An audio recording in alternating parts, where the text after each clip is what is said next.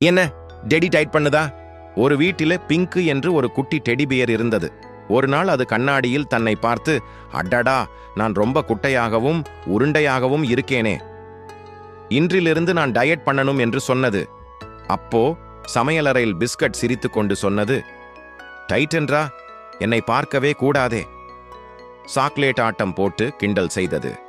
ஒரு சின்ன கடி மட்டும் போதுமே. பிங்க் கண்களை மூடி சொன்னது, வேண்டாம், நான் இப்போது டயட்ல இருக்கேன் என்று. குட்டி பிங்க்வை கட்டிப்பிடித்து விளையாடினான். அப்பா, இது நல்ல உடற்பயிற்சி போல இருக்கே என்று பிங்க் சந்தோஷப்பட்டது. அன்று இரவு குட்டி பால் குடிக்க மறந்து விட்டான். பால் கண்ணாடி மேசையில் தனியாக இருந்தது. பால் சோகமாக சொன்னது, என்னை யாரும் குடிக்கலையே. பிங்க் மனம் மாறி சொன்னது, சரி, நான் உதவி செய்கிறேன். குட்டி அதிர்ச்சியாக, அம்மா, டெடி பேர் பால் குடிக்குது. அம்மா சிரித்துக்கொண்டு, டயட்டாக இருந்தாலும் பலம் தேவைதானே.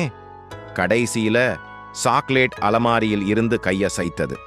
பிங்க் கண்களை மூடி வேண்டாம் வேண்டாம் என்றது. அப்புறம் மெதுவாக ஒரு சின்ன கடி மட்டும் என்று கடித்து கொண்டது.